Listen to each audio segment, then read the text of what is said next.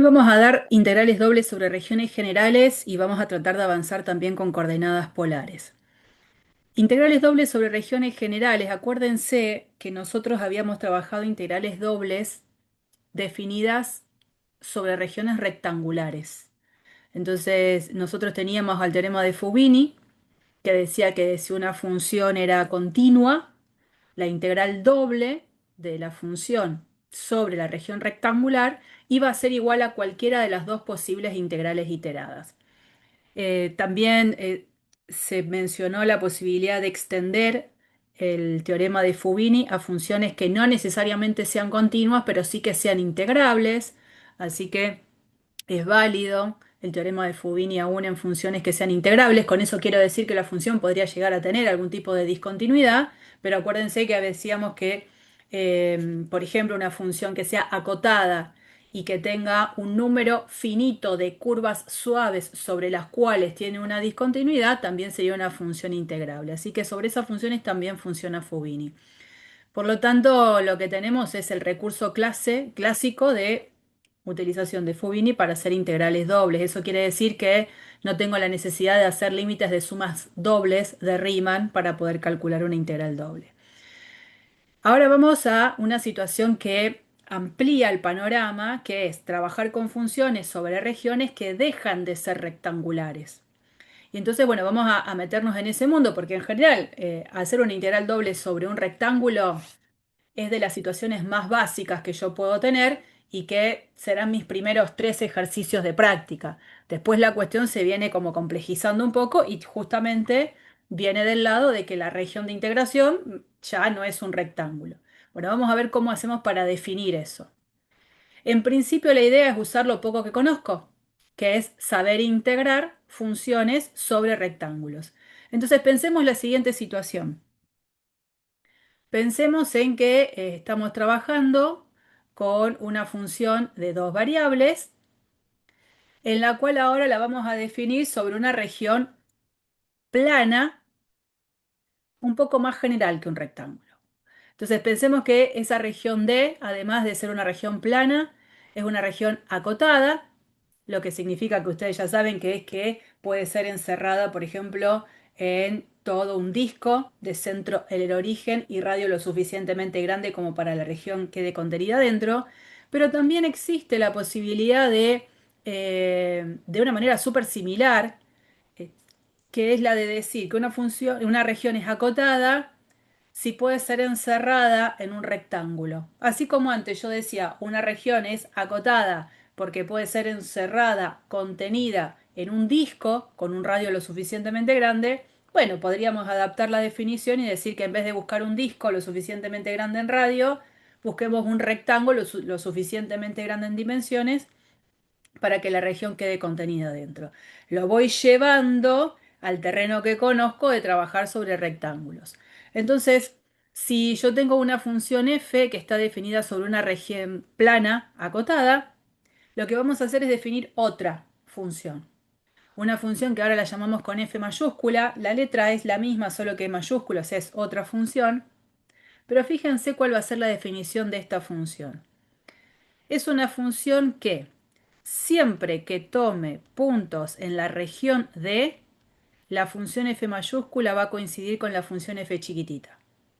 Mientras que cuando tome puntos en el rectángulo que contiene la región, pero que a la vez, estando en el rectángulo, esté por fuera de la región, que sería estar, por ejemplo, en la zona sombreada de celeste, la nueva función f mayúscula va a tomar el valor 0.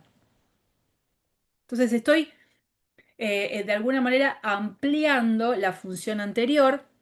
La función nueva lo que tiene es la posibilidad de estar definida sobre un rectángulo y como actúa su ley de una manera muy particular. Me paro en cualquier punto de la región D y la función f mayúscula vale lo mismo que la f chiquitita. Y si me paro en el rectángulo pero por fuera de la región D, la función f mayúscula asigna el valor 0. Esa situación hace que si yo quisiera interpretar cómo quedarían las gráficas de las dos funciones, y un parentesco hay. Y es muy fácil de establecer la gráfica de esta nueva función definida porque si yo tengo la gráfica de la función f chiquitita, la cual como gráfica está definida, supongamos que esto es un sólido ahí, ¿no? Un sólido, y una superficie, un casquetito. Digo, si la gráfica de la función f la tengo por arriba, en este caso de la región D, bueno, la nueva función f mayúscula lo que hace es mantener la misma gráfica de la f chiquitita cada vez que esté parada sobre la región D, y la función f mayúscula le va a asignar el valor cero a los puntos que estando en el rectángulo están por fuera de la región D. Es decir, que si yo tengo que sombrear una región, sería toda la parte plana sobre el plano XY, donde va a tomar el valor cero para todos los puntitos que están dentro de este sector, ¿no? Eso sería como el paralelo de cómo queda la gráfica de una y de la otra. Entonces, habiendo hecho esa extensión de la definición de la función, vamos a decir lo siguiente. Si la función f mayúscula, así definida, la nueva, es integrable sobre el rectángulo, se define como integral doble de la función f chiquitita sobre esa región D de la siguiente manera: la integral doble de la f mayúscula sobre el rectángulo. Entonces la idea es, ahora estoy trabajando con una función sobre una región plana que dejó de ser rectángulo. ¿Qué hago? Le busco la vuelta a la situación de caer en una función que sí esté definida en un rectángulo y calculo la integral doble ahí. Y entonces eso es lo que hacemos. Usamos la función f mayúscula como función auxiliar que sí está definida en un rectángulo, y si esa función f mayúscula es integrable sobre la región R, a ese numerito lo vamos a llamar integral doble de la f chiquitita sobre la región D. Ahora, ustedes verán en el dibujo anterior que esta función f mayúscula, esta, eh, puede, como por ejemplo aparece en el dibujo, puede llegar a tener en la frontera de la región D discontinuidades. Es más, en el dibujo a propósito, que es un dibujo al azar, ¿no? Pero en ese dibujo, la gráfica de la función f mayúscula tiene un salto en los puntos de la frontera. La idea es que a pesar de que exista la posibilidad de ser una función discontinua, la f mayúscula, sobre el borde de la frontera, o sea, sobre la frontera de D, que eso no me genere un problema al momento de calcular la integral doble de la f mayúscula. Entonces, lo que justamente decimos es abrimos el paraguas. Es probable que esta f mayúscula tenga discontinuidades en los puntos de la frontera. Pero la idea es que vamos a considerar la situación de si la f chiquitita es continua sobre la región D y la curva frontera tiene lo que se llama un buen comportamiento. ¿Qué significa un buen comportamiento? Que la frontera como curva es una unión finita de curvas suaves. Se puede demostrar que esta integral doble existe, y por lo tanto, si esta existe, va a existir esta otra, ¿no? Entonces, la propuesta es esta: trabajar con una nueva función f mayúscula definida en una región rectangular. Y esta f mayúscula yo la necesito inicialmente para poder hacer la presentación, pero después la idea es caer en alguna cuenta que yo de la f mayúscula ya no sea necesario usarla. Entonces fíjense lo que podemos hacer. Estas regiones D, que son las regiones que van a dejar de ser rectangulares, son regiones que vamos a trabajar que tengan dos tipos de características.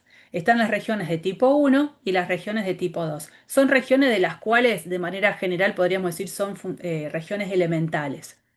¿Cuál sería la región tipo 1 con la que vamos a empezar a trabajar? Una región que cumpla estas características. Fíjense, la región D ahora es el conjunto de pares x, y en los cuales para cualquier par x, y dentro de la región, la coordenada en x se encuentre dentro de a y de b, y la coordenada y se encuentre entre las imágenes de dos funciones g sub 1 y g sub 2, funciones que vamos a pedir sean continuas sobre el intervalo AB. Entonces, una región plana de tipo D1 es la que está definida de esta manera. Dibujos que me pueden ayudar a mí a entender cómo es que se puede escribir o se puede ejemplificar una región de tipo 1, por ejemplo, las que vemos acá, son tres ejemplos diferentes. La idea es que cualquiera sea el punto que está acá adentro, la coordenada en X siempre va a caer dentro de este intervalo AB, y para cada X que yo tengo acá específicamente fijo en el cual yo decido pararme, me voy a tener que quedar con todos los puntitos que están dentro de este segmento vertical. Y todos estos puntitos son los que tienen una coordenada en Y que va desde la G sub 1 de X hasta la G sub 2 de X, ¿no? Yo me paro en otro puntito, por ejemplo por acá, ¿y con qué puntos me quiero quedar? Y con todos los que estén en este segmento vertical. Entonces quiere decir que todos estos puntos tienen una coordenada en Y que van desde G1 de X a G2 de X, que es lo que se pone acá como condición. En los dos ejemplos que continúan pasa lo mismo. Cada vez que yo me paro en un X cualquiera dentro del intervalo AB, yo me quiero quedar con los puntitos que están acá dentro. Lo mismo que antes, las coordenadas en Y tiene que estar entre G1 de X y G2 de X. Acá, ¿cuál es el caso particular que sucede? Que las dos funciones, una será de acá hasta acá, esta sería la G2, y por ejemplo, desde acá hasta acá sería la G1. ¿Qué es lo que tienen de particular? Que las dos funciones en el extremo izquierdo del intervalo valen lo mismo, como que tienen el punto de contacto.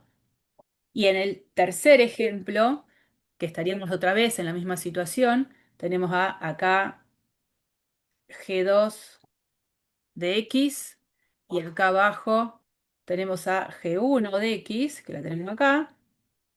La particularidad que se tiene es que las dos funciones valen lo mismo en los extremos del intervalo.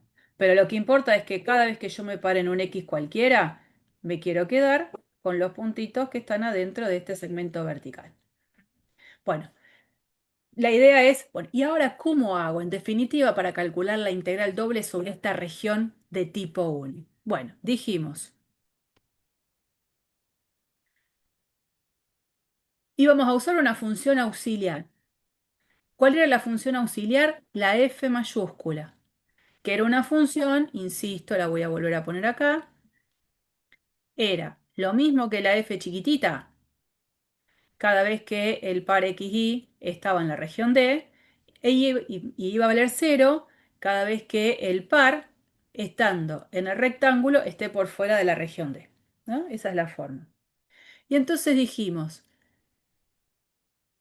la integral doble sobre la región D de la función f chiquitita original, la definimos, esto es por definición, como la integral doble de la f mayúscula sobre la región rectangular. ¿Y quién es la región rectangular?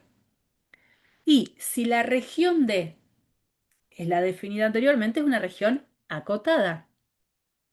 La x está entre a y b y las y entre las imágenes de las dos funciones. Por lo tanto, voy a poder construirme un rectángulo que seguro contenga la región. Y ese rectángulo, que podría ser, por ejemplo, este o este otro, o sea, puedo ser grosera en el dibujo del rectángulo, la idea es hacer el rectángulo de la manera más ajustada posible. ¿Qué quiero decir? Que las paredes verticales de mi rectángulo van a coincidir con la recta x igual a y la recta x igual a b. El a y el b, los números extremos del intervalo en donde la x varía. Y sí voy a poner como segmentos horizontales, acotando este rectángulo, un segmento a la altura de la recta y igual d, ese numerito d, la idea es que sea más grande de los valores que la función que acota por arriba tengo, y voy a poner una recta en y igual c, la idea es que y igual c sea un número que quede por debajo de las imágenes de la función g sub 1. Ahí no tendría tanto que estar ajustadito. Lo que importa es que estas dos rectas horizontales realmente queden de tal manera que la región quede contenida dentro.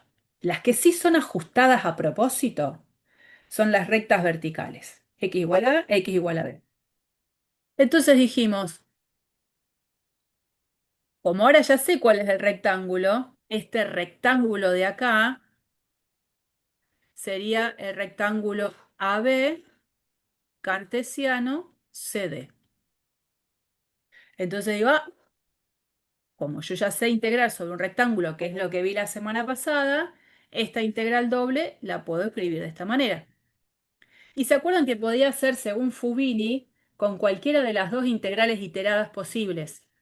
Bueno, elegimos como integral iterada aquella en la que la última integral por resolver es la que tiene en los extremos del intervalo en x, el a y el b. Es a propósito la elección de esa integral iterada. Y entonces decimos, bueno, si yo tengo que integrar esta función f mayúscula, yo ya sé, porque también lo vi la semana pasada, que para integrar voy desde adentro hacia afuera. Entonces, lo que yo primero voy a tener que resolver es esta integral, la que está ahí adentro, en donde la variable de integración es la y. Y entonces eso es lo que se plantea hacer acá abajo. A ver, hagámoslo un poquito aparte. ¿Cómo queda la cuestión? Si yo tengo que resolver esto, digo, a ver, si estoy haciendo diferencial de y, es porque yo estoy considerando que me paro en un x fijo. ¿Se acuerdan cómo surgía todo esto de las integrales iteradas? Me paro en un x fijo. Hago variar la y. Entonces, sobre todo esa variación de y, yo me estoy parando acá adentro, porque estoy en el rectángulo.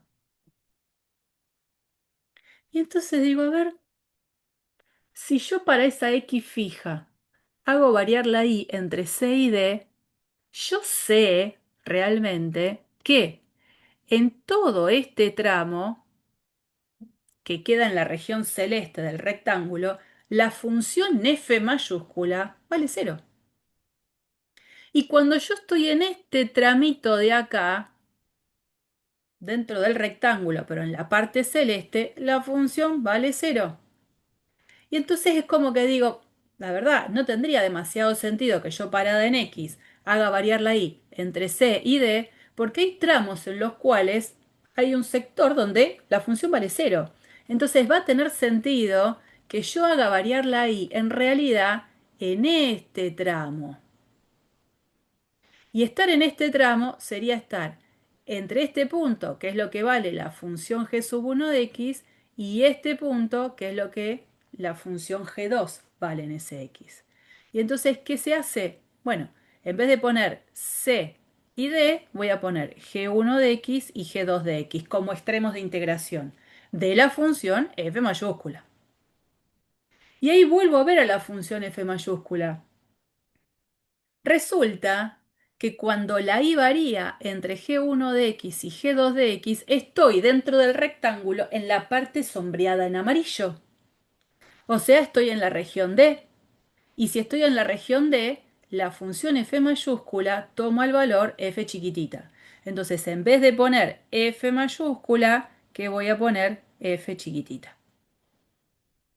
O sea, ahora eso es lo que va a aparecer, digamos, en la próxima diapositiva, que si yo esto lo quiero escribir diferente, va a ser la integral desde A hasta B.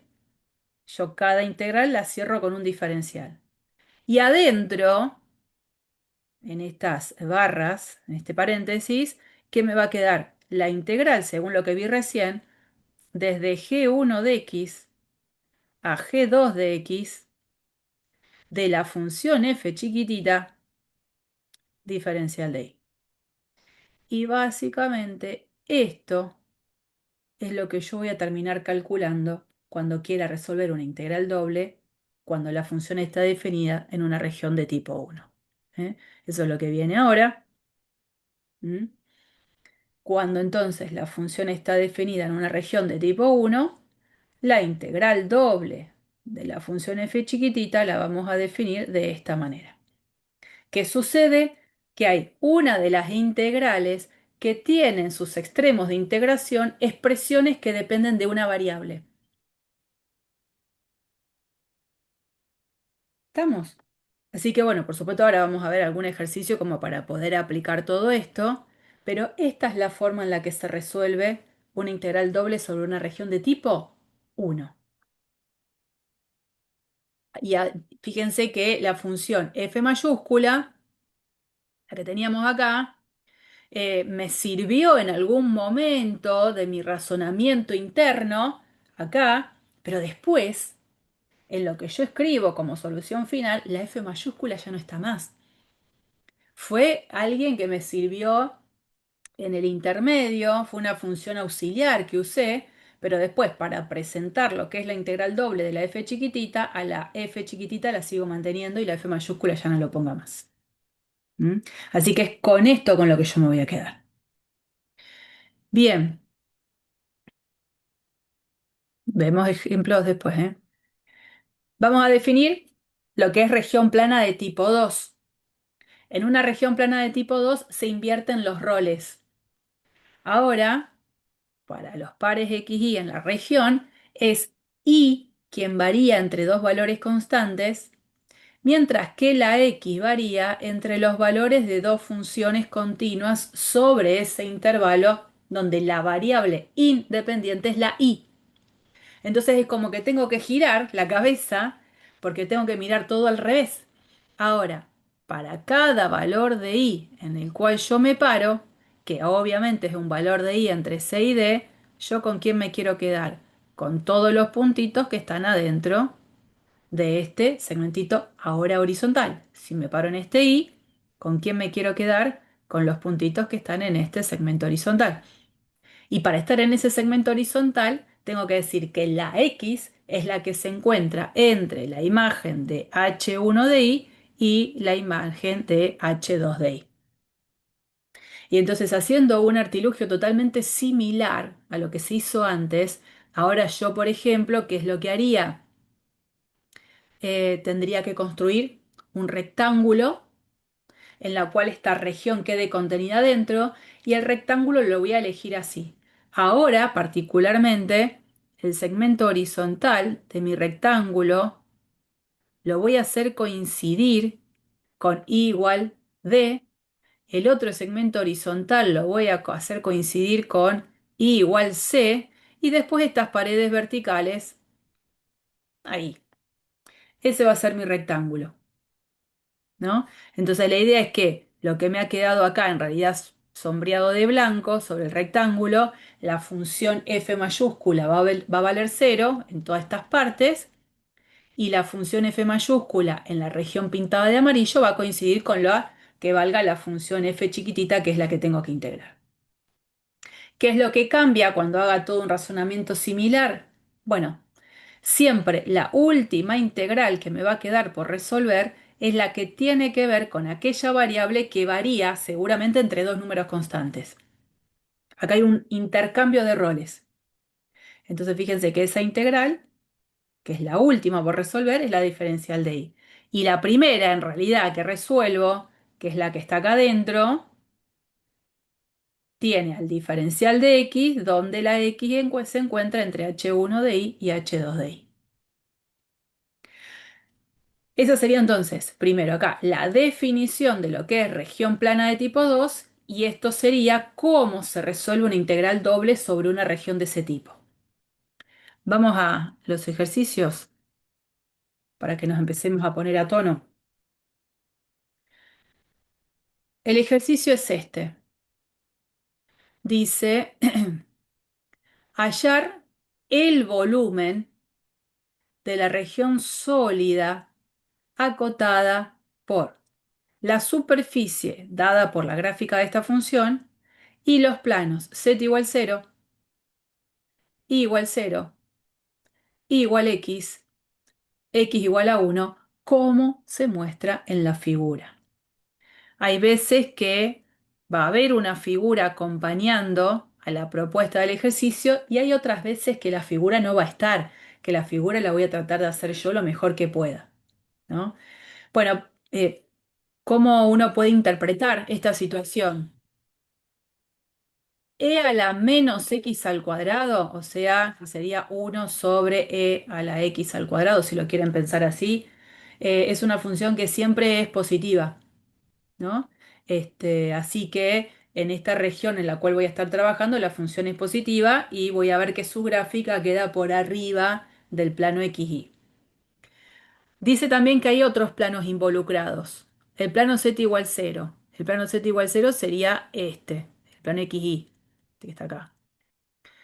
El plano y igual cero. ¿Quién sería y? El plano igual cero sería el plano XZ, este de acá. Después aparece el plano y igual a X. ¿Quién sería el plano y igual a X? Y este plano de acá inclinado en el cual aparece esta región, ¿no? Y el plano X igual a 1 es este plano de acá, paralelo al IZ. Bueno, ¿qué es lo que se genera en las intersecciones de de estos planos involucrados? Bueno, este sólido del cual se quiere calcular el volumen. Entonces, ¿quién es mi sólido? Voy a borrar todo. Mi sólido es el que tiene esta tapita, que está dada por la gráfica de la función f de xy igual a e a la menos x al cuadrado, y tengo que pensar cuál es la región de integración. Lo que tengo que hacer es a la gráfica de esa función, ahí proyectarla sobre el plano XY y me voy a dar cuenta que la región de integración en el plano XY es este triángulo, triángulo rectángulo. ¿Qué es lo que vemos acá? La gráfica de ese triángulo base, del cual lo que vamos a hacer es tratar de describirlo como una región de tipo 1 o una región de tipo 2. O sea, yo cuando encontré una forma de describir a la región, sigo por esa forma. Este caso particular tiene la posibilidad de que a la región la puedo definir tanto como de tipo 1 como de tipo 2. Tengo la posibilidad de poder elegir. Y entonces, bueno, ya que estamos, ¿por qué no aportar cómo quedaría la descripción en cualquiera de los dos tipos, este triángulo rectángulo? Si lo pienso como una región de tipo 1, este triángulo es el que está acá abajo, ¿eh? Este de acá, el dominio. Digo, si lo veo de tipo 1, es porque yo tengo que considerar que la x es la que va a variar entre dos valores constantes. Bueno, ¿quién es la x? Bueno, varía entre 0 y 1. Y por cada valor de x constante, yo tengo que poder definir que me quiero quedar con todos los puntitos que están en este segmento vertical. Si me paro en este x, me quiero quedar con todos estos puntitos de acá. Si me paro en este x, me quiero quedar con todos estos puntitos de acá. En todo lo que identifico es que está la recta y igual 0 acotando por debajo y tengo la recta y igual a x que acota por arriba. Entonces eso hace que la y quede acotada entre 0 y x. Entonces la región, si es de tipo 1, porque la decido ver así, estaría diciendo que son los pares x y, tales que x es mayor o igual a 0, menor o igual a 1, e y mayor o igual a 0, menor o igual a x. Sería esta parte de acá. Y así quedaría el cálculo de la integral doble cuando a la región la veo como de tipo 1. Dijimos, la última integral que resuelvo es la que tiene que ver con la variable que varía entre dos números constantes. Y la primera que resuelvo, que es la que meto adentro, es la que tiene que ver con la variable y, porque en este caso es la que queda entre dos extremos donde alguno de ellos, por supuesto, quedó variable. Ahora, también podría ver a la misma región en una descripción distinta como si fuese de tipo 2. La misma región. Al mirarla de tipo 2 tengo que inclinar como la cabeza, ¿no es cierto? Ahora es la y la que tiene que variar entre dos valores constantes. Y bueno, me doy cuenta que la y varía entre 0 y 1 y que para cada y fijo en el cual yo me pare, yo me quiero quedar con estos puntitos. Para este y me quiero quedar con estos puntitos. Entonces lo que yo necesito ver, si me paro en este y, es entre qué dos expresiones la x varía. Y bueno, por supuesto, la x varía entre la gráfica de y igual a x, o sea, la tengo que pensar como una función de y por supuesto este pedacito recto que es x igual a 1. Entonces, la misma región, pero pensada como de tipo 2 es el conjunto de los pares x y, tales que ahora y es quien varía entre 0 y 1, mientras que la x varía entre y 1. En este caso es la x la que varía entre dos expresiones donde una de ellas quedó constante y la otra variable. Y si esa es la forma en la que yo decido describir a la región, fíjense cómo queda el cálculo de la integral doble de la función, en donde la última integral que resuelvo es la que tiene que ver con la variable y, porque es la que varía entre dos valores constantes. La verdad es que es un planteo bastante parecido.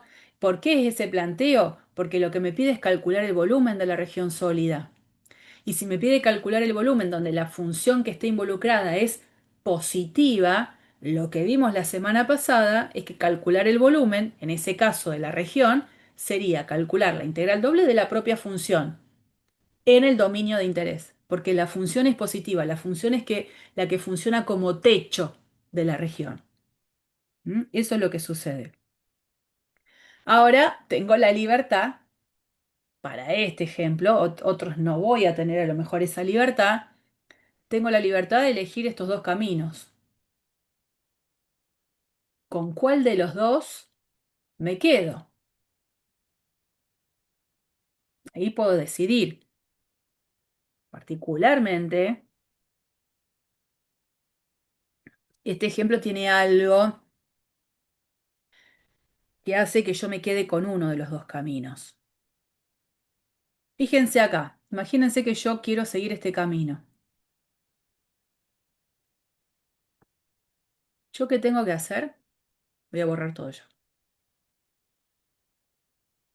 ¿Qué tendría que hacer si, por ejemplo, quiero ir por este camino?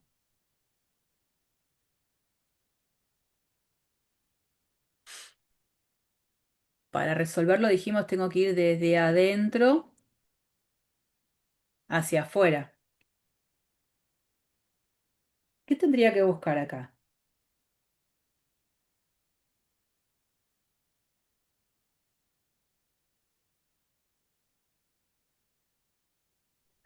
Una antiderivada de eso. Sí, Claro, y la otra no es necesario. es más fácil, sí. Antiderivada hay que buscar igual, Claro. nada más que es fácil hacerlo, pero uno podría empezar a pensar, supongamos que digo, yo decido ir por el camino que acabo de señalar y digo, tengo que buscar una primitiva de esta función, o sea, una función que al derivarla me dé la función integrando. Esta función es recontra continua, por lo tanto primitiva tiene. Lo que va a pasar con esta función es que no va a tener una primitiva de las que se llaman elementales. Cuando yo hablo de una primitiva elemental, estoy queriendo decir que existirá una función con alguna cantidad de términos, a lo mejor me cueste porque tenga que hacer alguna técnica de integración, pero va a tener una cantidad finita de términos, ¿no? Entonces, una primitiva elemental. Bueno, acá no va a pasar. Para poder buscar una primitiva de esa función, en realidad lo que tendría que estar fabricando es una serie, que es algo que nosotros no vamos a considerar. Y entonces este camino sería un tremendo problema. Sin embargo, como este ejemplo amerita el dominio, dijimos lo podíamos describir como cualquiera de los dos tipos. Si yo elijo este camino, este va a ser sí el acertado, porque esta integral, si la tengo que resolver, ¿quién sería una primitiva de esta función considerando que la variable es la y?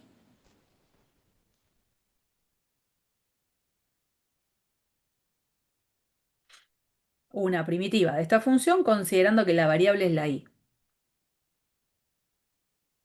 Es eso por ahí.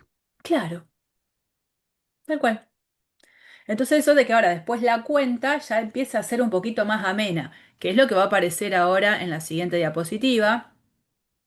Obviamente se toma este camino donde al querer resolver esta integral, uno propone esa función por i, que la va a evaluar. Acuérdense que mi propuesta es siempre decir con i desde x, perdón, con i desde 0 hasta i igual x.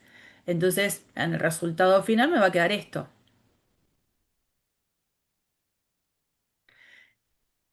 ¿Cómo se resuelve esta integral? Acá hay una propuesta, ¿no? Pero ¿cómo tendría que resolver esta integral? Porque la verdad es que buscar una primitiva de eso, acá me la dan, me la brindan, y digo, qué bueno que es el archivo, me lo da, pero ¿cómo tendría que buscarlo yo? Porque no es tan elemental.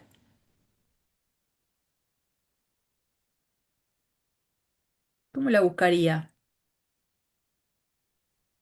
Hago una sustitución. Sí. Yo acá voy a proponer entonces una alternativa que es sustitución, que además siempre viene bien para recordar el procedimiento, ¿no? Si yo quiero hacer la integral desde 0 hasta 1 de x por e a la menos e al cuadrado, x al cuadrado diferencial de x, uno lo que va a hacer es proponer una sustitución. ¿Por qué? Porque se da cuenta que la derivada de menos x al cuadrado es menos 2x. No es exactamente lo que tengo acá, pero se le parece, es alguna constante, y eso se puede arreglar. Entonces uno hace la siguiente propuesta. Dice, a ver, usemos esto. Llamo u a menos x al cuadrado. Entonces el diferencial de u es menos 2x diferencial de x. Digo, no aparece menos 2x. No importa, lo hago aparecer. ¿Cómo lo hago aparecer? Acá voy a dejar un poquito de espacio, así me da lugar. Acá tengo la integral entre 0 y 1, ¿no? Lo hago aparecer al numerito que necesito. Necesito que acá aparezca menos 2. No se ve bien. Menos 2. Entonces, como necesito que aparezca y no tengo que andar cambiando la expresión, acá voy a tener que hacer sobre menos 2. Disfracé un 1 como el número menos 2 dividido menos 2. Pero este menos 2 que dejo adentro de la integral, junto con el diferencial de x, sé que todo eso ya lo voy a estar reemplazando por diferencial de u. Que toda esta parte menos x cuadrado lo voy a estar reemplazando por diferencial de u.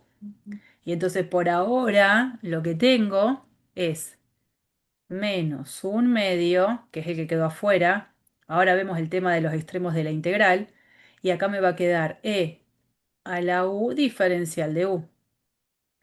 Como la integral que estoy resolviendo es a partir de una sustitución, los extremos van a cambiar en función de los nuevos extremos de integral, en función de la sustitución. Entonces acuérdense que acá uno decía, cuando la variable original toma el valor 0, me pregunto qué valor toma mi nueva variable. Y eso lo saco de esta propuesta.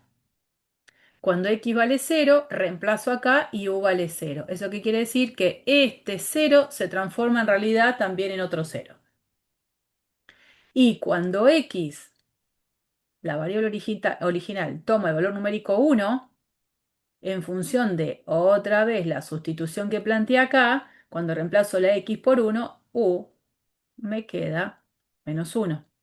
Y entonces menos uno es lo que yo voy a poner como nuevo extremo de integración. Entonces todo esto es lo que garantiza esta sustitución que planteé acá. Y entonces cuando yo hago una sustitución en una integral definida, no tengo la necesidad de volver a la variable original. Uno lo hace esto de volver a la variable original cuando tiene una integral indefinida. Entonces, bueno, continúo. Ya está. Ahora se transformó en un problema donde la variable que me interesa es la u. Una primitiva menos un medio e a la u, gracias a que la función es e a la u, que la tengo que evaluar entre 0 y menos 1. Entonces, ¿cómo queda? Evalúo la función en menos 1, me queda menos un medio por e a la menos 1,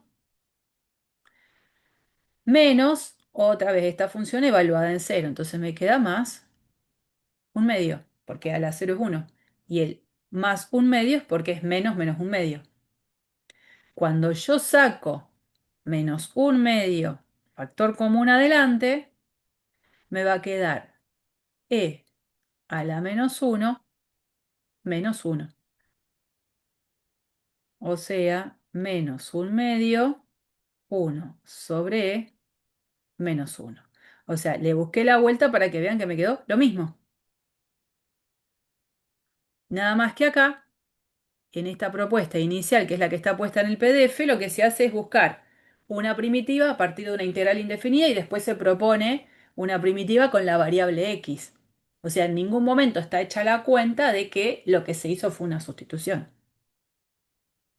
Entonces, siempre aprovecho este ejercicio para repasar la técnica de sustitución para integrales definidas. Una cosa que yo tengo que pensar también interesante, o sea, no tengo que dejar de pasar esto, que es, el ejercicio pedía calcular un volumen, ¿no?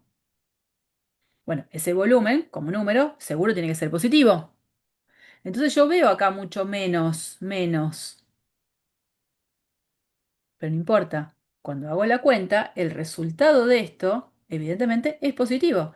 1 sobre menos 1, eso da negativo, multiplicado por el menos un medio, es un resultado positivo. O sea, puedo haberle metido la pata en el medio, capaz, pero lo que seguro tiene que ser es que lo que me dé tiene que ser algo positivo, porque tiene que ser coherente con el problema original. Me estoy calculando un volumen. Estoy calculando un volumen. ¿Mm? Bien, a ver, creo que tengo acá. Acá hay un recurso que está lindo para individualizar las regiones. Acá dijimos que la función era para hacer el dibujo como corresponde, ¿no? E eh, a la...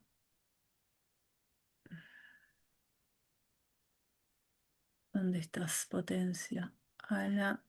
No, no sé si es ese. Bueno, menos x al cuadrado.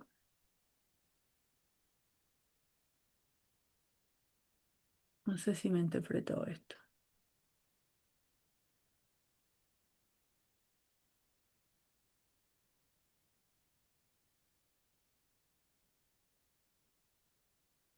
Esperen, que no me acuerdo cómo era acá. La potencia. Si le pongo eso. Bueno. No, quería hacer algo, pero no. En este teclado. Perdón, ¿eh? No lo probé en este teclado. El E-ala. Bueno, me quedé con las ganas, me parece.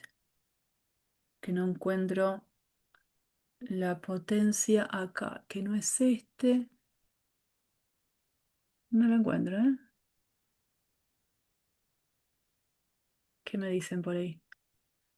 Ahí lo copio, gracias.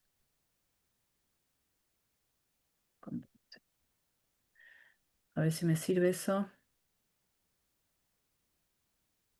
Sí, gracias.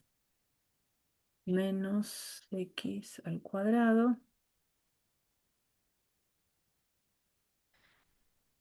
Gracias. ¿A quién fue el que me lo dio? Tiago, gracias. Y teníamos x entre 0 y 1. Este no va todavía. Acá. X entre 0 y 1. Y la curva de abajo es 0 y x.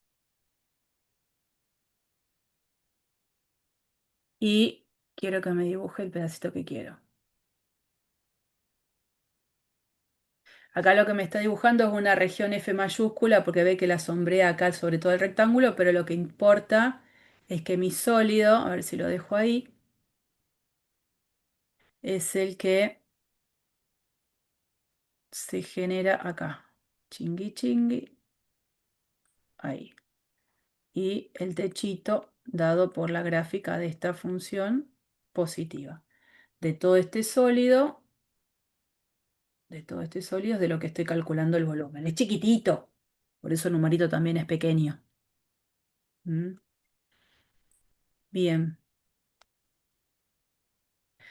Con este recurso en realidad se podría estar dibujando situaciones relacionadas con regiones planas de tipo 1, porque acá estoy considerando la x entre dos valores constantes. No tengo el recurso donde sería de tipo 2, pero ya con esto me parece igual que está bueno y es bastante eh, informativo. Vamos a ver otro de los ejemplos. Fíjense este. Dice el ejemplo 2. Determinar otra vez el volumen del sólido limitado por los cilindros parabólicos z igual a x cuadrado y z igual a 4 quintos x cuadrado por encima de la región D del plano XY encerrada por la parábola y igual a 2 menos x al cuadrado y la recta y igual a x. O sea, hay una región plana que es la que está puesta ahí en el dibujo. Y tengo no una sola función en juego, hay dos funciones en juego. Una función es z igual a x al cuadrado, o sea, la gráfica de ese cilindro, y el otro cilindro es z igual a 4 quintos x al cuadrado. O sea, son dos cilindros que están funcionando como techo y piso. Pero cuando yo proyecto sobre la región plana con la que me encuentro es la que está dibujada con gris, ¿no? Eso es. No sé si, a ver, por todos los dibujos, con mi GeoGebra. Ok, tengo abiertos los otros.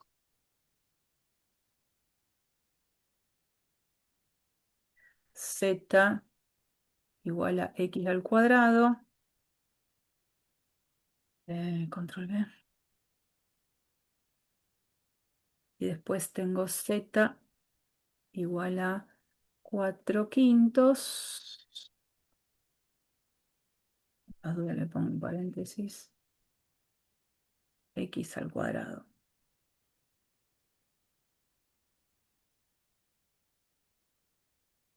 Este lo vamos a poner con azul.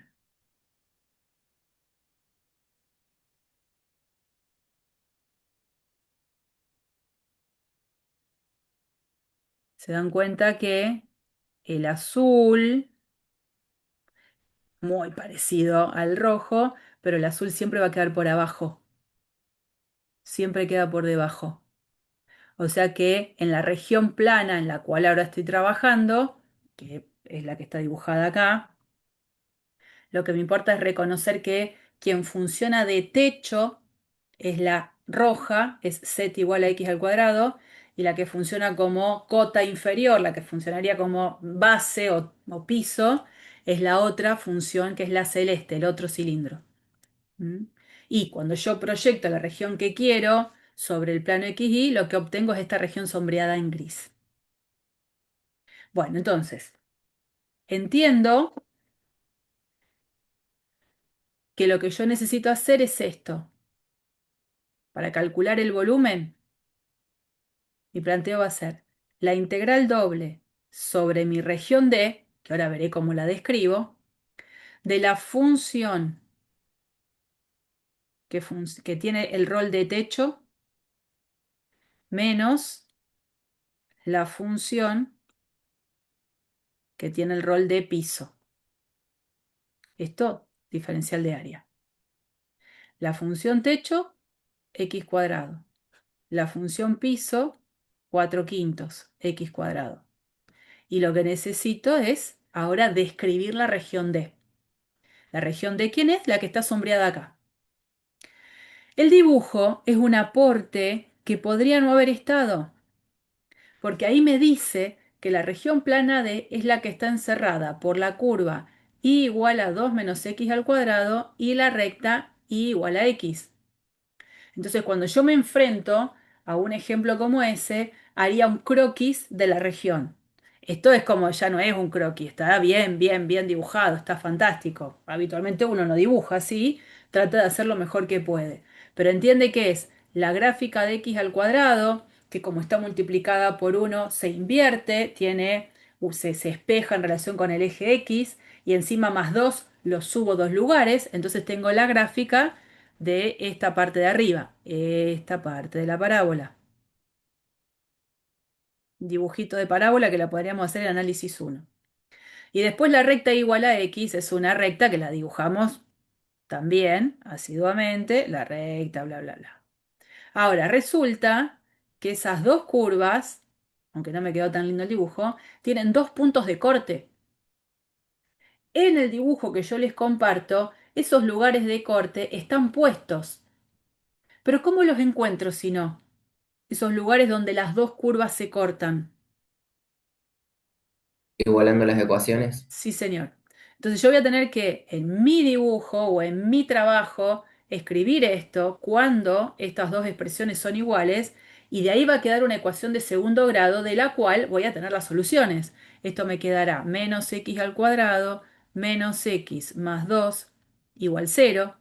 Hago la resolvente, entonces las dos posibles soluciones, menos b, o sea, menos menos uno más menos raíz cuadrada de b cuadrado, menos 4 por a por c, todo sobre 2 por a.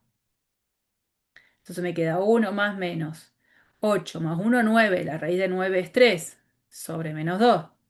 Un camino es uno más 3 sobre menos 2. El otro camino es uno menos 3 sobre menos 2. El de arriba es 4. 4 sobre menos 2 es menos 2, que sería este. Y acá tengo uno menos 3 menos 2 sobre menos 2 uno, que sería este. Pero estas cuentas tienen que estar en mi trabajo porque seguramente este gráfico yo no lo voy a compartir. ¿Se entiende? Son puntos que yo voy a necesitar encontrar.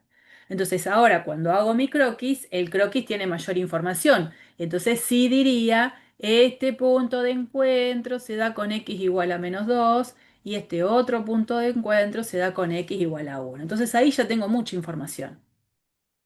Esa región plana D, así como la veo, es una región de tipo 1 o de tipo 2. ¿Qué les parece? Tipo uno.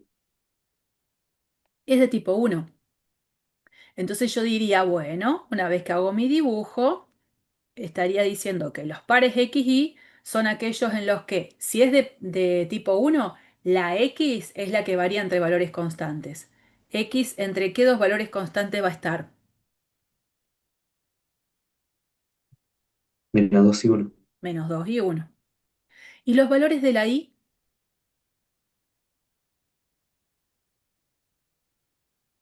acá tendrían que aparecer dos funciones que dependen de x. Una g1 de x y acá tendría que estar apareciendo una g2 de x. X Inferiormente. y Sí, 2 x, menos X cuadrado. x acá y acá 2 menos x al cuadrado. Bueno, entonces yo ya tengo que es la región de tipo 1, tengo la función a integrar, entonces ya tengo el planteo que necesito. que es lo que vamos a ver ahora más prolijo, es lo que les decía yo, la integral doble sobre la región D de la función techo menos la función que forma el piso. Entonces, x cuadrado menos 4 quintos x al cuadrado es un quinto x al cuadrado. En definitiva, esa es la función a integrar de esa resta. Y después, como es de tipo 1, acá tenemos el planteo. Ya sabemos resolverlo esto. Como acá es la variable y, la de integración, ¿quién es una primitiva de esta función en la variable y?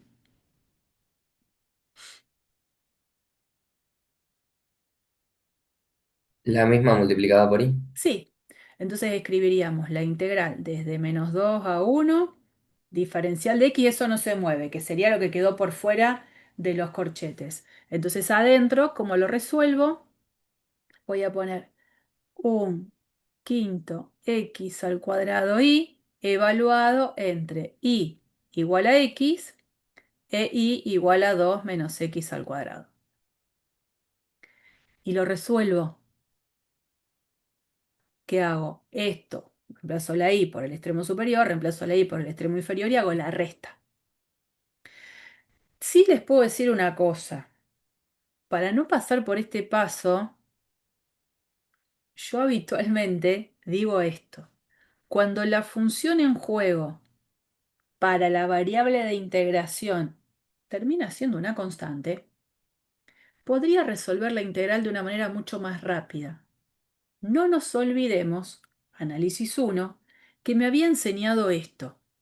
Si yo tengo la integral desde a hasta b de c diferencial de x, una de las propiedades de integrales que habrán visto en su momento, esto era c por b menos a, ya como un resultado cerrado.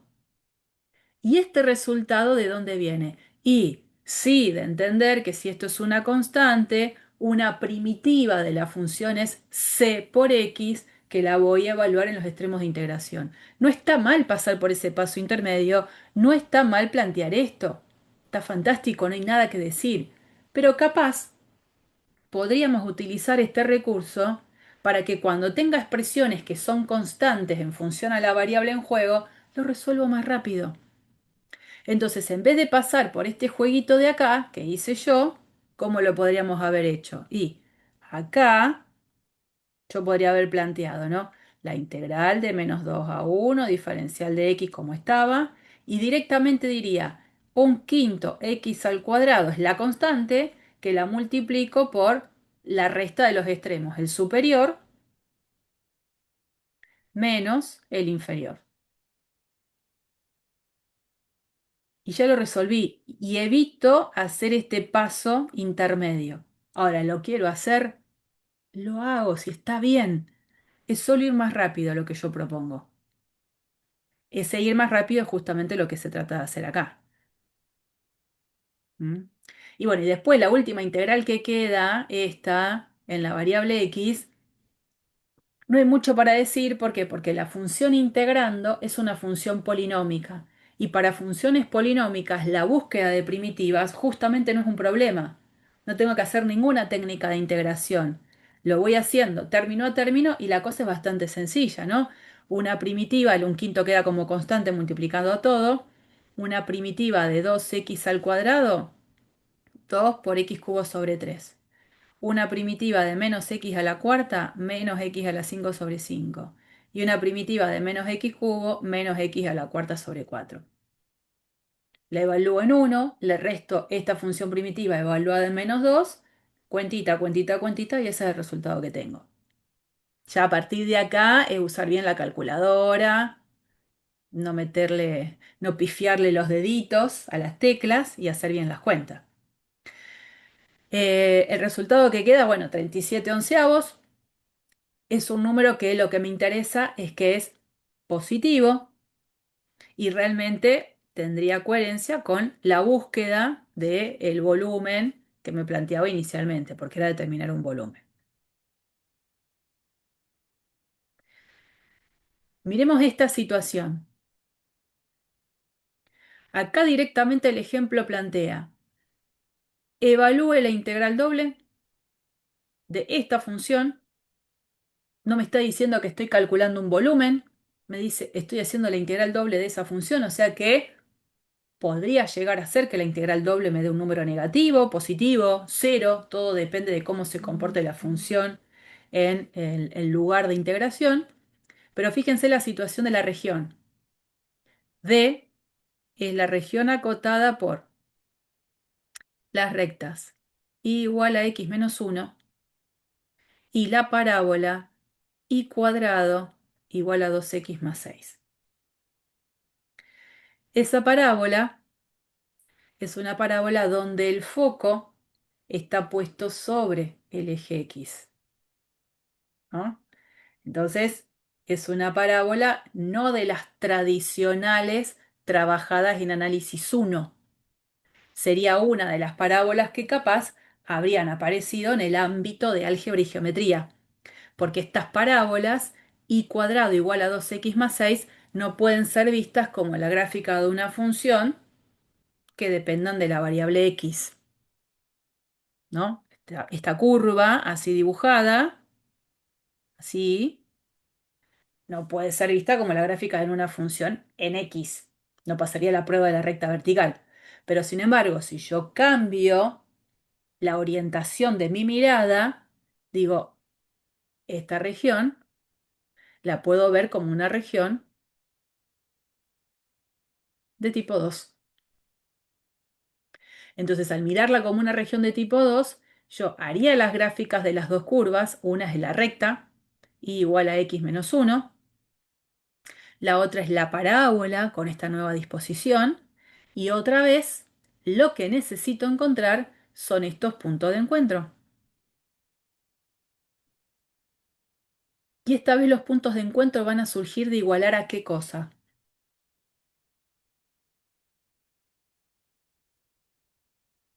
¿Cómo surgen esos puntos de encuentro?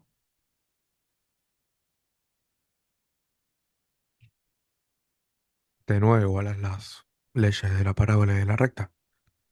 Sí, pero eso de igualar las leyes, para eso tendría que estar viendo, ¿viste? Cuando decís ley, estoy pensando en una función. Entonces, ahí es donde tomo la decisión. Si lo veo de tipo 2, es porque estoy pensando que es la x la que depende de y, la y como variable independiente. Entonces, lo que le tengo que dar es el touch a la situación para que quede como funciones que dependen de y. Y entonces por eso vos vas a ver en este dibujo que a la ecuación de la parábola que teníamos acá se le da una vuelta de tuerca y se le escribe así. Se despeja la x de acá, ¿no? Me queda y cuadrado menos 6 igual a 2x. Cuando divido todo por 2, me queda y cuadrado sobre 2 menos 3 igual a x. ¿Esto qué sería? Una g1 de y. Esta sería mi g1 de y. Función de h, puse, de y.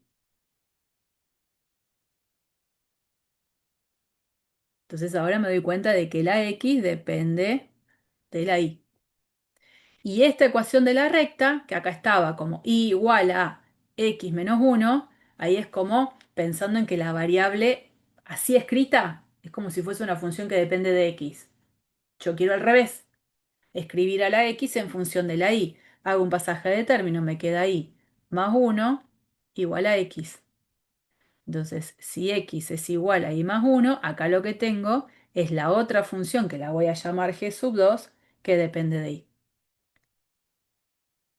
Entonces, mi región plana, para encontrar estos dos puntitos, lo que tengo que hacer es igualar, cuando vos dijiste las leyes, ahora recién puedo hablar de leyes.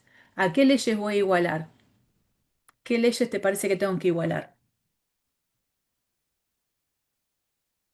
La de G sub 1 evaluada en I igual a G sub 2 evaluada en I. O sea, sobre I al cuadrado sobre 2 menos 3 igual a... eh, ¿qué es? I más 1. Sí, exacto, exacto. Entonces, i cuadrado sobre 2 menos i menos 3 menos 1 me queda menos 4 igual 0. De esta ecuación cuadrática es donde van a salir justamente estos numeritos que, como acá me están dando los puntos, obviamente este valor de i es 4 y este valor de i es menos 2. O sea, ya sé que la i varía entre menos 2 y 4. Y por supuesto, para cada valor de i fijo en el que yo me pare, yo me quiero quedar con los puntitos que están acá adentro en este segmento horizontal. Si me paro en este i, me quiero quedar con estos puntitos de este segmento horizontal. Si me paro en este i, me quiero quedar con estos puntitos del segmento horizontal. Lo que veo es que siempre acota inferiormente la ley de la función g1 y acota superiormente la ley de la función g2. Entonces la x en ese tramo va a tener que estar comprendida entre i cuadrado sobre 2 menos 3 hasta i más 1. Esto que está acá es lo que permite entonces a la región verla como una región de tipo 2. Por supuesto que lo que viene es lo que está acá afuera, que es hacer la cuenta. Ya entendí que si me pidieron esto, lo complicado era encontrar la forma en la que yo tenía la descripción de D, pero la encontré recién. Entonces es lo que planteo y a partir de ahora es, como siempre, ir desde adentro hacia afuera. Ir de adentro hacia afuera significa de esta función buscar una primitiva en X. Bueno, como la y la considero una constante, una primitiva entonces es x cuadrado sobre 2 por y, donde los extremos de integración tienen que ver con reemplazar a la x primero con un medio de y cuadrado menos 3 y después, bueno, en principio en y más 1 y luego restarle la expresión de la primitiva evaluada en un medio y cuadrado menos 3. Lo que queda después de hacer esa cuenta es una expresión en la que, al calcular la integral con respecto a y, otra vez estoy en la situación de integrar una función polinómica y buscar una primitiva de la función polinómica no es un problema. La evalúo en 4, la evalúo en menos 2, hago la resta, tengo la cuenta. O sea que esta integral doble da 36. Ahora bien, vuelvo un cachito para atrás. Yo todo el tiempo me estuve guiando por esta situación, porque a la región la pude ver como una región de tipo 2. Ahora bien, ¿puedo verla como de tipo 1? De tipo 1 exclusivamente no, pero sí la puedo ver como dos regiones de tipo 1 que unidas me da la región total. Fíjense, esta parábola, si yo quisiera despejar a la y en función de la x, tengo dos posibles valores.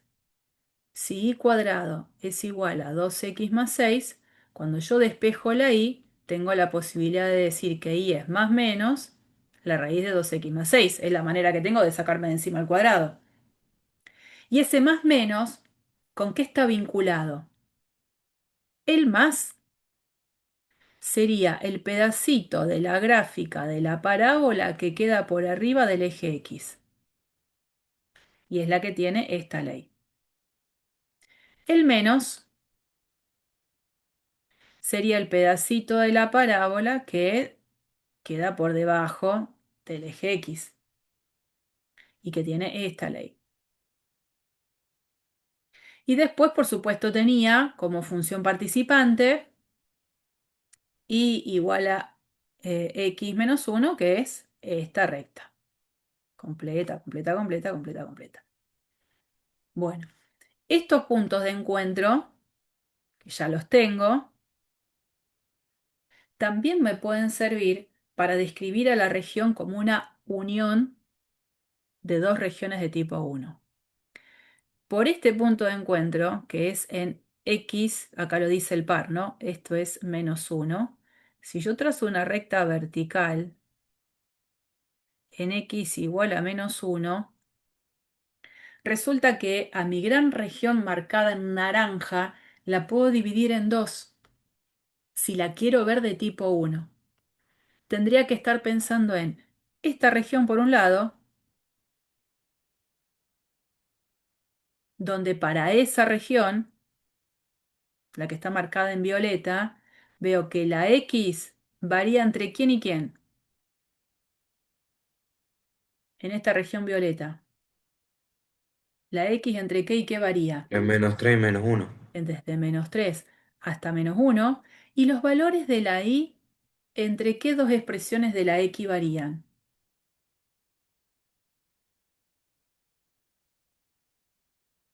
Entre 0 y más raíz de 2x más 6 y entre Pero, 0 y menos. ah, eh, vos lo estás separando todavía otra vez más. Yo lo quiero describir completo a la región violeta. Para cada x fijo, yo tendría que poder describir todo este segmento vertical. O sea que voy desde tocar la gráfica azul hasta tocar la gráfica rosa, ¿no? Me paro en este x y quiero todo este segmento vertical, desde la gráfica azul hasta la gráfica rosa. La gráfica azul es menos la raíz de 2x más 6 y la gráfica rosa la raíz de 2x más 6. ¿Estamos bien? No es necesario como separarlo todavía aún más a la y. Y encima todavía me necesitaría hacer la descripción. ¿Qué uso este color chillón? ¿Qué quedó acá? Marcada en celestito. Toda esta región. ¿Cómo la describo? X entre qué y qué. -1 y 5. Claro, de -1 hasta 5. Y los valores de y entre qué y qué. Raíz de 2x más 6 y x-1. Claro, pero ojo, ¿no? Abajo Claro, al sería revés. eso. Acá sería x-1 y acá sería la raíz cuadrada de 2x más 6. Entonces, podría describir a mi región como unión de dos regiones de tipo 1. Y cuando yo quiero hacer la integral doble sobre toda la región naranja, bueno, ¿qué hago? Una suma de integrales dobles. La suma de la integral doble sobre la parte violeta más la integral doble de la parte celeste. Esa propuesta es la que está puesta acá al final, esta. ¿No? Si yo a la región D la hubiese escrito como una unión de regiones de tipo 1, las integrales dobles que quedan son estas que son las que habíamos definido en las regiones, estos nuevos extremos de integración. La verdad es que yo miro, al mirarla al principio como una región de tipo 2, eso hizo que yo planteara una sola integral doble, una sola. Y las funciones en juego participantes, todas polinómicas. Todas polinómicas. Eso es una ventaja a nivel de cuentas. En cambio, si yo hubiese hecho esta propuesta, habría que ver cómo queda después la cuenta cuando los extremos de integración pasan a tener estas características. Nada, voy a tener que hacer, creo que queda un cuadrado, entonces después el cuadrado y la raíz se pueden cancelar, no sería un problema, pero ya involucra mayores cantidades de cuenta y a lo mejor con participantes menos amigables. No digo que es imposible, es una situación ahí un poco más engorrosa. No es que no se pueda hacer, sino que eh, puede ser a lo mejor un poco más trabajoso en las cuentas. Y para cerrar este PDF, que fueron básicamente trabajar sobre ejemplos, Todas las propiedades de integrales dobles que habíamos visto cuando hacíamos integraciones sobre rectángulos son totalmente válidas si estamos integrando sobre regiones un poco más generales, que son regiones de tipo 1, tipo 2.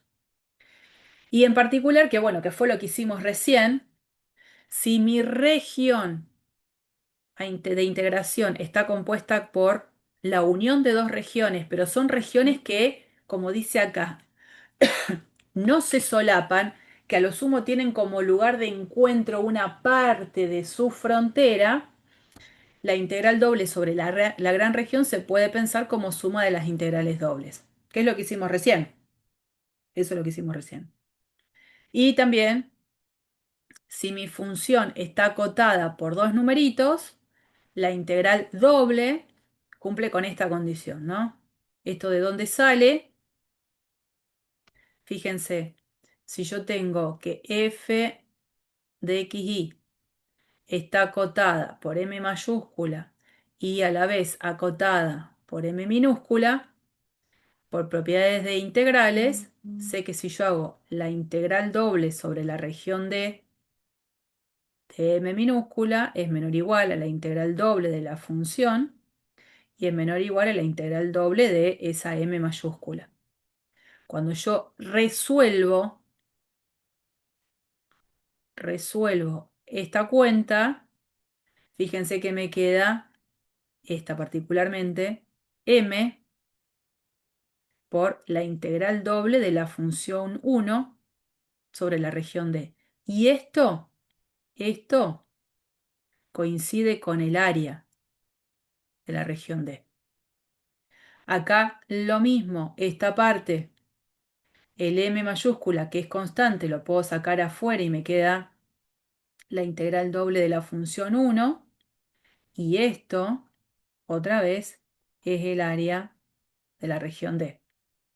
Entonces, la cuenta es que la integral doble de la función sobre la región D se puede acotar como m chiquitita multiplicada por el área y se puede acotar por m mayúscula por el área. Esta es una propiedad que puede venir bien recordarla en los ejercicios.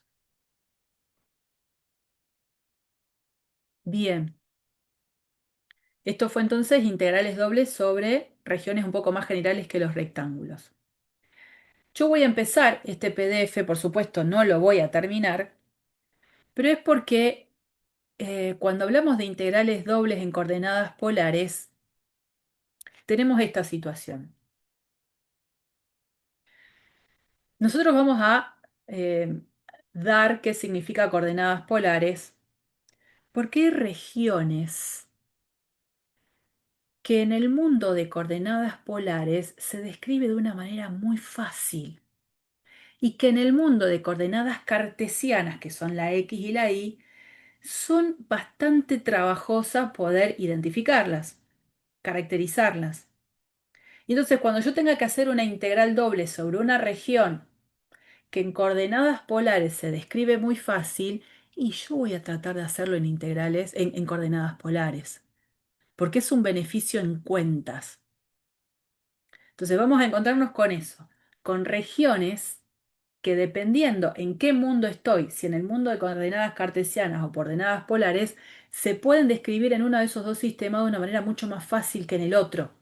Entonces voy a aprovechar esa simpleza de poder definir a la región en algún sistema para después resolver la integral doble en el sistema donde me dé la facilidad de la descripción de la región.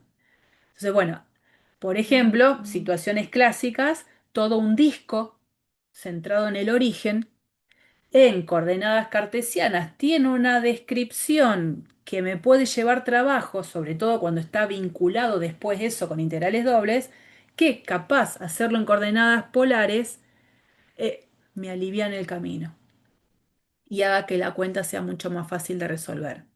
Entonces, como necesitamos trabajar con coordenadas polares, necesito definir lo que son las coordenadas polares, porque si no, no vamos a saber de qué estamos trabajando. Ustedes coordenadas polares, les hago una pregunta. ¿Habían dado algo en álgebra con números complejos, complejos en forma polar? Eh, yo en la comisión 210, álgebra no lo vimos, pero lo vimos ahora en práctica para resolver algunos límites de análisis Ah, 2. claro, tenés razón. Bueno, lo vamos a dar un poquito con mayor profundidad, tampoco tanto, porque el mundo de coordenadas polares realmente es mucho más amplio de lo que vamos a dar, pero vamos a ampliar un poquito el panorama que teníamos con la resolución de límites usando coordenadas polares. En principio, yo, cuando hablaba de coordenadas cartesianas, o cuando hablamos de coordenadas cartesianas, nosotros tenemos un esqueleto de partida. ¿A qué me refiero con eso? Cuando uno habla de coordenadas cartesianas, tiene como mi esqueleto base los ejes cartesianos. Y entonces cada vez que yo me posiciono en un punto, en el plano, digo, al punto le voy a asociar coordenadas cartesianas. ¿Qué hago? Proyecto el punto sobre el eje X, me fijo a dónde desembarco sobre el eje X, proyecto ese punto sobre el eje Y, veo a dónde desembarco sobre el eje Y y lo que estoy diciendo es que al punto P lo voy a vincular con un par de coordenadas cartesianas que son el A y el B. Y la verdad es que también cualquier persona que me dé un par coordenado donde diga quién es la coordenada en X y la coordenada en Y, ese par de ordenados se va a vincular con un único punto en el plano. Hay una relación ahí biunívoca entre puntos en el plano con pares ordenados. O sea que las coordenadas cartesianas surgen del esqueleto de partida dado por los ejes cartesianos. Y me sirve para ubicar cualquier punto en el plano. Perfecto. Ahora lo que hago es trabajar en el mismo plano, pero tomar como esqueleto de partida para ubicarme otra estructura. Ahora, voy a tener en el plano mi esqueleto de partida que va a ser un punto al cual voy a llamar, le voy a dar el nombre de O, pero que es el polo o el origen, y voy a tomar una semirrecta con origen el polo al que vamos a llamar rayo inicial. Rayo inicial. ¿Qué es lo que está puesto acá? El polo, rayo inicial. Y entonces voy ahora, ese es mi único esqueleto.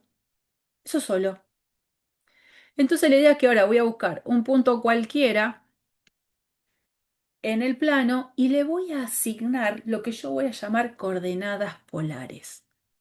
¿En qué consisten las coordenadas polares? Coordenadas polares que las llamo R y tita. ¿Quiénes son? R es la distancia dirigida del polo a P. Entonces, esto va a tener que ver con R. Después les explico por qué distancia dirigida. Y vamos a hablar de tita, que es lo que se llama el ángulo dirigido del rayo inicial al rayo que se forma de unir el polo con el punto P. Este sería mi rayo final, ¿no? Rayo final.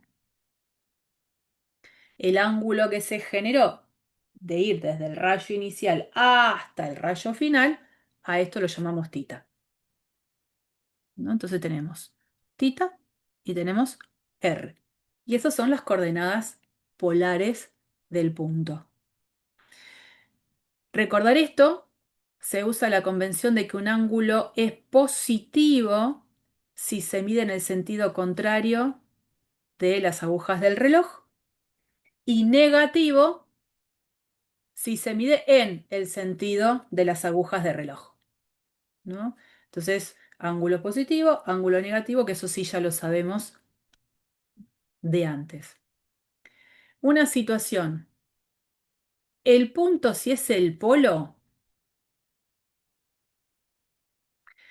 tiene la característica de tener infinitas coordenadas polares asignables, porque cualquier par que sea de la forma 0 en R y cualquier valor de ángulo hace que yo me quede en el origen polar, o sea, en el polo. ya estoy viendo que un punto en este nuevo sistema puede tener infinitas coordenadas polares. Y ahora trato de entender qué significa esto de la distancia dirigida y tita dirigido también, el ángulo dirigido. Miren, por ejemplo, me parece que con ejemplos se va a entender más que otra cosa. Yo tengo este esqueleto. Generalmente la semirrecta que usamos como rayo inicial es como que la hacemos coincidir con lo que uno interpretaría sería el eje X positivo. Este es el rayo final, rayo inicial digo. Supongamos que yo digo, bueno, quiero ubicar el punto en coordenadas polares de coordenadas 1, pi sobre 4. Polares, ¿eh? Bueno, habitualmente lo que hago es primero interpretar el ángulo que me va a indicar en qué rayo me voy a parar. Entonces me dice, primero, arma un ángulo de pi sobre 4 desde el rayo inicial. Entonces, de acá trazo un rayo pi sobre 4. Estoy sobre ese rayo. El punto sobre ese rayo va a estar. Y este numerito 1, lo que me indica es que está a una distancia 1 del polo, pero parada en ese rayo. Entonces, desde el polo me muevo una unidad, supongamos que para mí esto es una unidad, en la dirección y el sentido del rayo, este es el puntito. Ahí está el puntito. Hagamos otro ejemplo. Supongamos que ahora estoy hablando del punto Q de coordenadas -2 pi sobre 4. -2 pi sobre 4. Insisto, lo primero que hago es darle bolilla a que el ángulo tiene que ser pi sobre 4. Entonces, ¿qué hago? Del rayo inicial marco una amplitud de pi sobre 4. Ya marqué, estaríamos en la misma situación en este rayito de acá. Pero ahora me dice que ese r, distancia dirigida, es -2. Con la palabra dirigida arreglamos las cosas. Una distancia no puede ser nunca negativa, estamos de acuerdo y todo el tiempo estamos marcando que una distancia, un volumen, un área no puede ser negativa. Pero cuando decimos distancia dirigida, abrimos el paraguas a situaciones en las cuales esa primera coordenada R polar, si es negativa, lo que me indica es que estoy a distancia 2 del origen, pero en el sentido contrario del rayo en el que yo me paré. Entonces, si me paro en el rayo pi sobre 4, lo que hago es ir en el sentido contrario, pero 2 unidades. Entonces, si de acá hasta acá más o menos es 1, de acá hasta acá será 2. Bueno, esto es 2. Este es el puntito Q. Ahí está Q. El -2 o el menos en el valor del R lo que significa es que parada en el rayo me muevo en el sentido contrario. Nada más que eso. Nada más que eso. ¿Mm? Eh, Puede pasar también, a ver otro puntito, que ponga -1 menos pi sobre 2. -1 menos pi sobre 2. Le doy bolilla primero al rayo. Si es menos pi sobre 2, quiere decir que está generado en este sentido. O sea que voy a venir a este rayo de acá. Menos pi sobre 2. Y me dice que me mueva -1 en R. Entonces ya entendí que si es -1, en el sentido contrario del rayo, me muevo una unidad. Entonces, si esto es 1 para mí, acá, ese puntito es A. Esa es la forma de ubicarme entonces en coordenadas polares. Y en coordenadas polares lo que pasa es que no tengo unicidad para definir a los puntos. No hay una única forma de encontrar pares ordenados que en coordenadas polares identifique un punto. Ya lo vimos, por ejemplo, con el polo. Para cualquier tita, mientras el R sea cero, yo voy a estar parada en el polo. Y ahora fíjense una cosa. Este punto P, ¿no? El primero que vimos, este que teníamos acá. Si alguien viene y me dice, quiero que ubiquemos al punto de coordenada 1, pi sobre 4 más 2pi. Pi sobre 4 más 2pi, ¿cuánto es si junto los pi?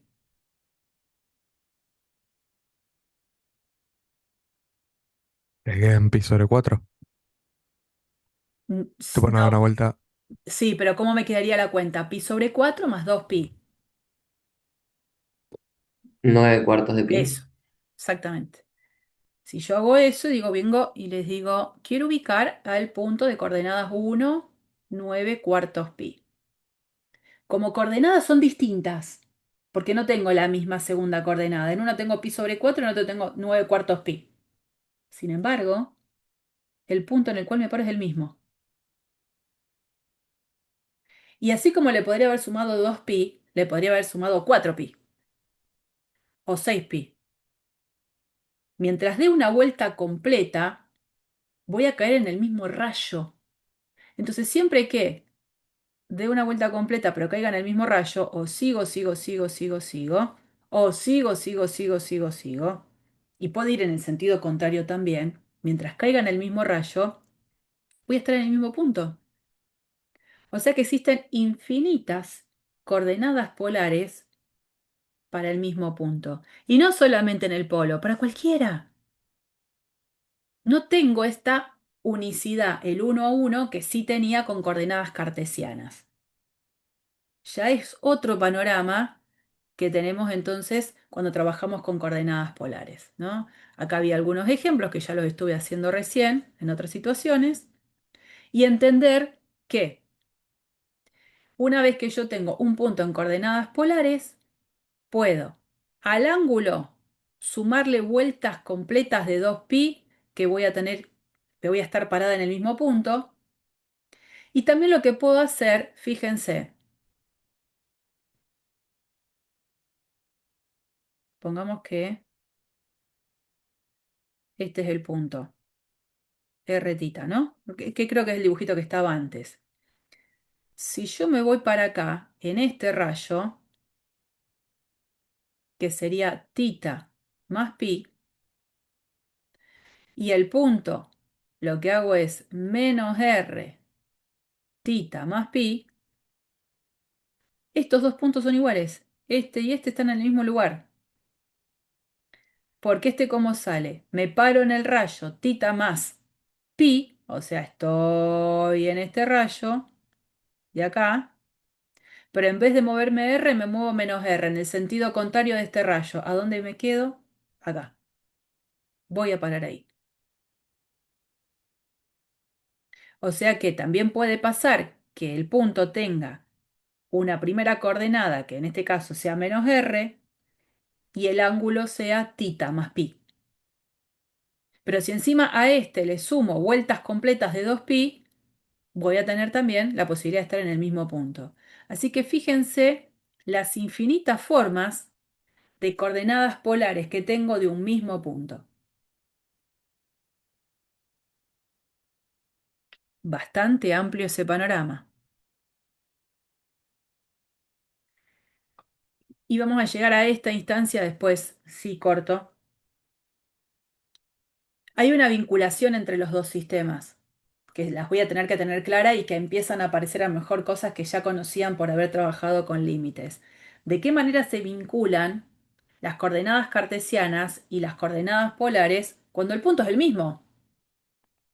Entonces, la idea es, yo estoy parada en este punto, en el plano. Si mi esqueleto de partida es el eje X y el eje Y, las coordenadas cartesianas, o sea que hago esto y hago esto, las coordenadas del punto son X, Y. Pero si mi punto de partida no son el eje X y el eje Y, sino el rayo inicial con el polo, y tengo este ángulo y tengo este valor de R, las coordenadas del mismo punto polares son R y tita. Entonces lo importante es que el punto es el mismo.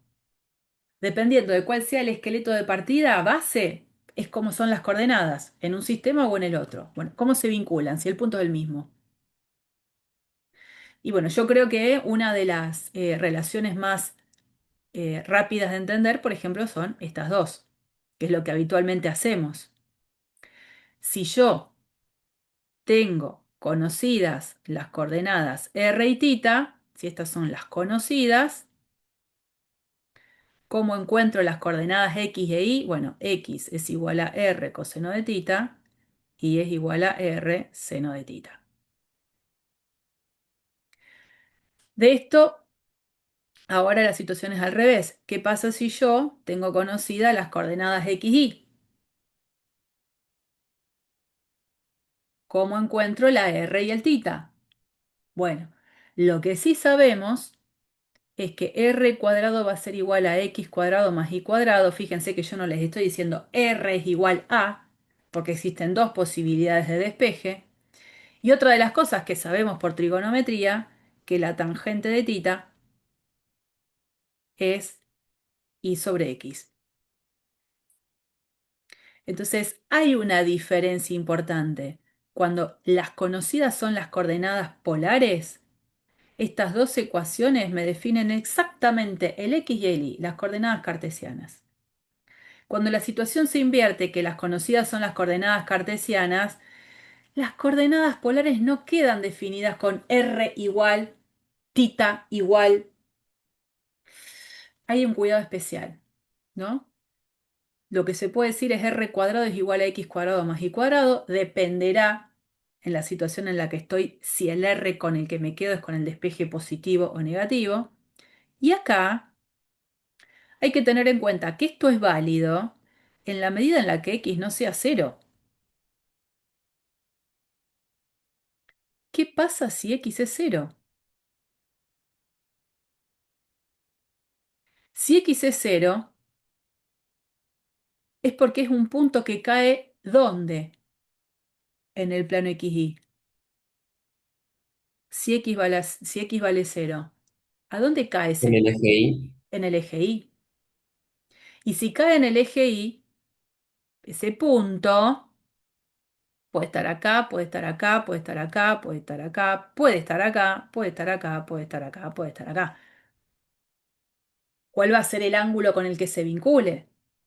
Y ahí voy a tener que hacer varias cosas. Si la coordenada Y del punto es positiva, ¿quién va a ser tita? 90. Sí, señor. Él o cualquier congruente con él, ¿no? Si Y es menor que cero, que el punto anda por acá abajo, ¿cuál puede ser un ángulo con el que se vincule? Menos pi sobre 2. Por supuesto, o cualquiera que sea congruente con él. ¿Y si Y vale cero, que estoy acá? ¿En qué punto estoy en realidad? Origen. En el origen, que en el mundo polar es el que yo llamaría el polo. ¿Y qué dijimos del polo? ¿Quién era tita para el polo? Cualquier valor. Así es, así es. Así que bueno, tengo estas situaciones que en todo caso, cuando el X ya no sea cero, que puedo escribir esto, para despejar tita voy a ir a mi calculadora y pondré shift tangente y veré si lo que yo encuentro realmente es lo que corresponde como ángulo, ¿no? Tengo que ver en qué cuadrante está el punto, o sea, tener esos cuidados a nivel de cuentas a posterior, que es un poco lo que dice acá. ¿Mm? Ahí tengo que tener cuidado. Ahí, si la X y la Y las tengo que encontrar porque tita y R son las conocidas, es bastante fácil. La segunda parte ya no es tan simple, ¿no? Y acá, bueno, hay dos ejemplos de cómo puedo, conociendo las coordenadas polares, encontrar las cartesianas y al revés. Este es el ejemplo más simple. Si yo sé que estas son mis coordenadas polares y las tengo que pasar a las cartesianas, entiendo que r vale 2 y que tita vale pi sobre 3. O sea que yo ya sé que el x, ¿se acuerdan? Lo dijimos recién, es r coseno de tita, o sea que en este caso es 2 coseno de pi sobre 3, hago la cuenta y tengo quién es la x, y el y es r seno de tita, o sea 2 seno de pi sobre 3, hago la cuenta y tengo quién es el y. O sea que encontré la forma de buscar las coordenadas cartesianas de ese punto. Pero cuando la cosa es al revés, fíjense la situación ahora. El punto lo tengo en coordenadas cartesianas. El punto es el de coordenadas 1, -1. Este es el punto, en coordenadas cartesianas. ¿Cómo lo escribo en coordenadas polares? Bueno, hace un ratito dije r cuadrado es x cuadrado más y cuadrado. O sea, r cuadrado es 1 al cuadrado más menos 1 al cuadrado es 2. Si yo despejo el valor de r con el valor positivo, acuérdense que r positivo quiere decir que me voy a dirigir en el sentido del rayo que yo doy. Después dijimos, la tangente del ángulo es y sobre x. Si hago y sobre x me da -1, ¿qué me queda con la tangente a la -1 de -1? Si yo lo hago, la calculadora, ay, la calculadora me va a decir que tita es igual a menos pi sobre 4. ¿Está bien? Entonces, está pensando en esto.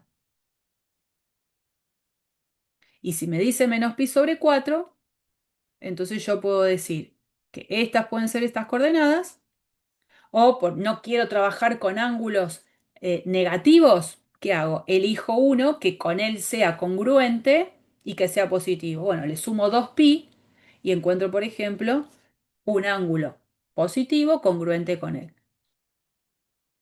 Pero estos son dos ejemplos posibles.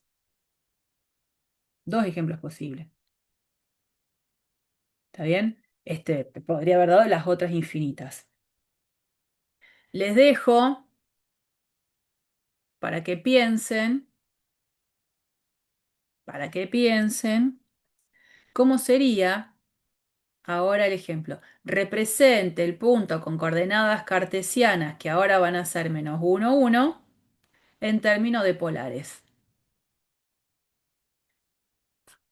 Piensen eso. Ahora el punto está acá. -1, 1.